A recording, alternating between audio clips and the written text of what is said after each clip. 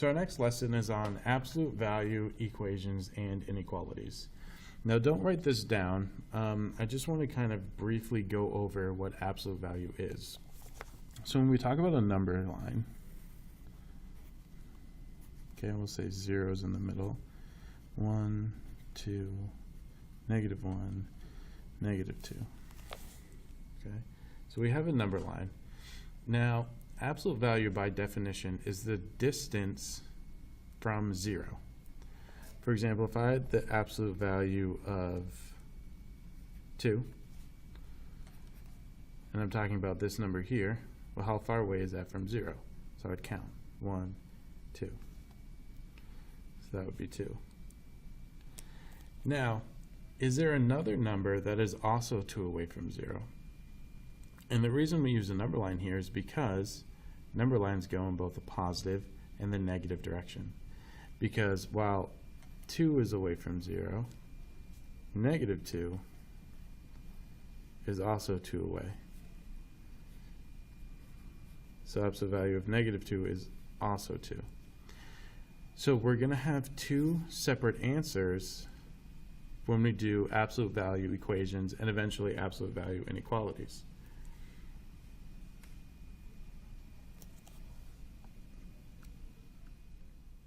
So this is our first example. We have the absolute value of x is equal to 7. Now I know that whatever number I put in here, right, when I take the absolute value of it, I should get 7. And we're going to start with a very basic absolute value equation so you get used to how we have to handle this situation. Now, once these absolute values signs are by themselves, like there's not a 3 out here, we're not adding anything to it, I want to break this down because what I know is that inside of the absolute value symbol, which is currently an x, could be 7, but it could also be -7 because both -7 and +7 are 7 away from 0 on the number line. Okay. Now, to do a more complicated example, like example 2 here, what if we had x, actually let me change that, what if we had 2x plus 3 is equal to 11.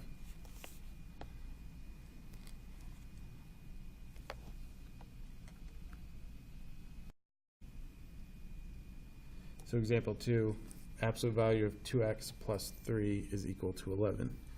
Now I know whatever's in here, right, could equal 11 or could equal -11. So I have to figure out, well, when does 2x plus 3 equal 11? And when does 2x plus 3 equal -11? So I have to break this apart into two different equations because both 11 and -11 will work. Both of those are 11 away from 0. And now I solve. Here I'm going to subtract 3 from both sides. Those cancel. I'm left with 2x equals 8.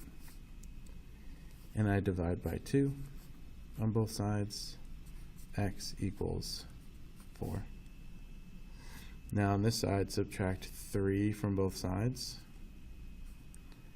Those cancel. I'm left with 2x equals -14.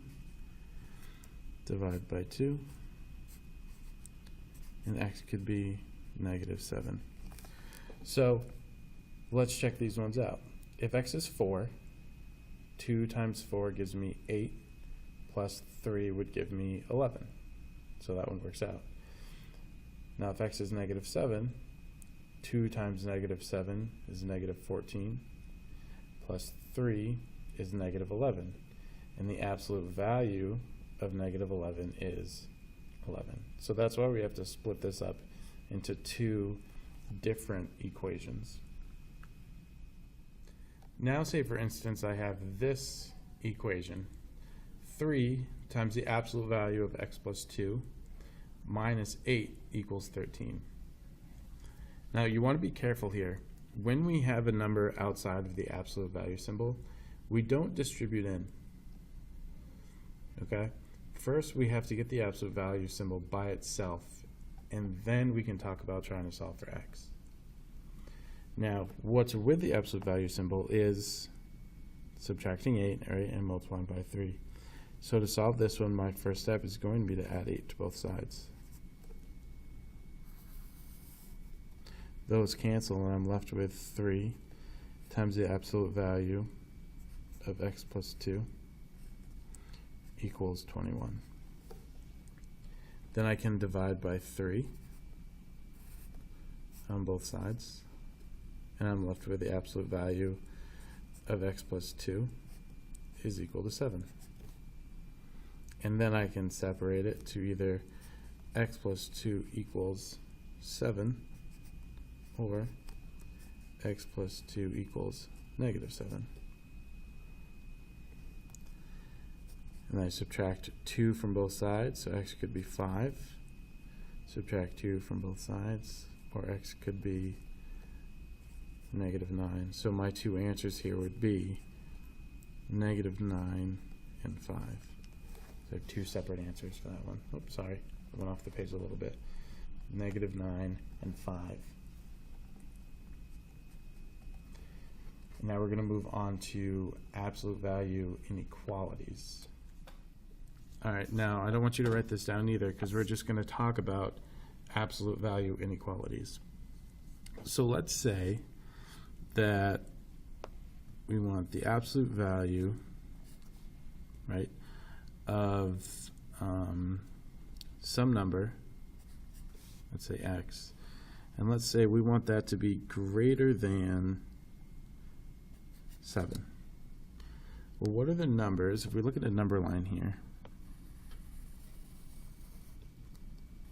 0, 1, 2, 3, 4, 5, 6, 7, 8. And you can pause if you want to write this number line yourself.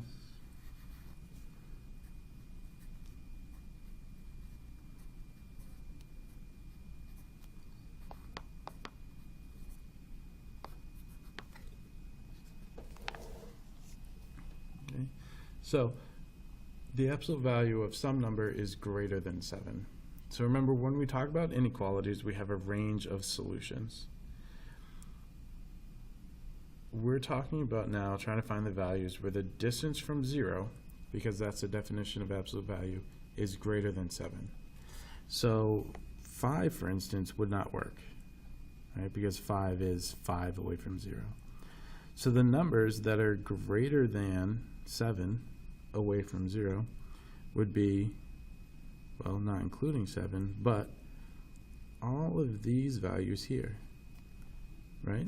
All of these values are greater than 7 away from 0. And what that looks like is, well, x is greater than 7. Now, conversely, when we talk about things in absolute value, we also have to think about the negatives. So negatives also can be away from 0. So negative 7. And it's all these values are also more than 7 away. And that inequality graph looks like x is less than negative 7. So when I have an equation like this, okay, or sorry, and when I have an inequality like this and I'm trying to solve it, what I'm doing, similar to equations, is I'm breaking it down into either x could be greater than 7, so what's inside, right? Almost like taking away the absolute value symbols and rewriting what I have left. Or, because looking back at compound inequalities, this would be an or, right? Or x can be less than negative 7. Now, just like before, if this gets more complicated, this gets more complicated when we try and solve it. But absolute value inequalities just break down to a compound inequality. The only difference is, are we talking about distance that is greater than some number or less than some number? Okay, let's take a look at what happens when it's less than some number. All right, let's take a look at this one. So let's say, for example, now I have the absolute value of x is less than 4. So again, I'm talking about the distance from 0, but I have a range of solutions. So what are those values where the distance is less than 4? Well, 3 is less than 4 away, so 3 would work. 2 would work, 1 would work, 1.5 would work, 2.5, right? It's all these values going to 0, just not including 4. So this one here, x is less than 4. Now, conversely, right, we can also have a negative version. So -2 is only 2 away from 0, so that would work. -1, 0.5, right? -3.5. All of these values, not including 0, not including -4, are also going to work. So that one looks like x is greater than -4. So if I were to break down this inequality here, I would leave 1 by itself, right? So just x is less than 4. But to handle the negative version, I have to say, well, x also has to be greater than -4. So I flip the inequality symbol and make it a negative. Okay? Now this one's an and if you look back at and inequalities, it's more of a restriction, right? It has to be inside between -4 and 4 here.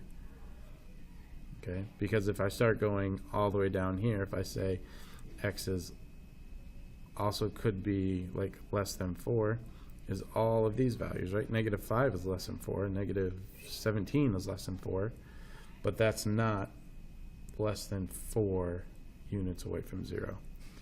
Okay? So when I break down inequalities with absolute value and equations, I'm always breaking it down into 2 different inequalities or equations, but getting rid of the absolute value symbols. So this is what we just talked about, but it's written in a more formal way. This you actually are going to put into your interactive notebook. So it's the key concept. When we have an absolute value inequality that has a less than or a less than or equal to symbol, we're going to treat it as an and inequality. Right? If we have a greater than, okay, like the absolute value of A is greater than B, that's going to be treated as an or inequality. Okay, so greater than means a greater distance away, so it can be much more numbers, right? An infinite amount almost. If it's and, right, if it's less than, then it can only be a certain amount away from 0. Okay, so those are some small examples about kind of examples that we already did. So go ahead and pause the video and write down the key idea, and then we're going to do 2 more examples involving absolute value inequalities and how to solve those.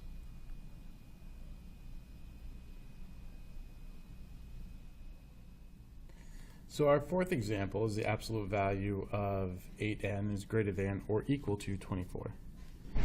And again, I'm talking about greater than or equal to. So the distance is greater than 24, or whatever that number n turns out to be. So if I have greater than, I'm looking for numbers that are going away from 0. So I'm going to be splitting this up into an or inequality. So I've got now 8n is greater than or equal to 24, or 8n is lesser than or equal to -24. So remember here that the key is I switch that inequality symbol, or flip it, and then this becomes negative. And I do that for every single one. Doesn't matter if it's in greater than or less than. And then I solve each one individually. So both of these I divide by 8. I get n is greater than or equal to 3 over here, or n is less than or equal to negative 3. And then I graph those separately. So there on a number line you can see negative 3 and 3, with 0 right in the middle. All of those numbers, right, that are greater than or equal to 3, less than or equal to negative 3, have a distance that's greater than, okay, greater than 24 away when you multiply it by 8. So that's example 4. And now we have example 5, which is our last example. The absolute value of 2w minus 1 is less than or equal to 9. So we're looking for the distance is less than. That means we should have an and inequality, right? Because it's going to be between two numbers, right, including 0. So we break this apart. Again, 1 just stays the same. 2w minus 1 is less than or equal to 9. It's an and inequality, and we switch this, right, inequality symbol, and then we make that one negative. Now, kind of the nice one about, or the nice thing about these types of absolute value inequalities is that the steps that you use to solve them are the same. On both of these, and you saw this on the previous example, on both of these, my first step is to add 1 to both sides. Now, I'm not going to get the same answer when I add 1 to both sides, but that is my first step. Because now I have 2w is less than or equal to 10, and 2w is greater than or equal to negative 8. And then again, I'm going to divide by 2. When I do that, I get w is less than or equal to 5, and w is greater than or equal to negative 4. And then all I have to do is show that on a number line. So between negative 4 and 5, with 0 just about in the middle, okay, all of these values will work. Okay. And that's it for absolute value inequalities and equations. So you're going to do some practice problems on the left side of your textbook and show your teacher, and then you move on to the textbook practice. And on the left side, you're going to solve these 4 problems. It says solve and graph. You don't have to graph number 1 and number 2, but 3 and 4 you will have to graph.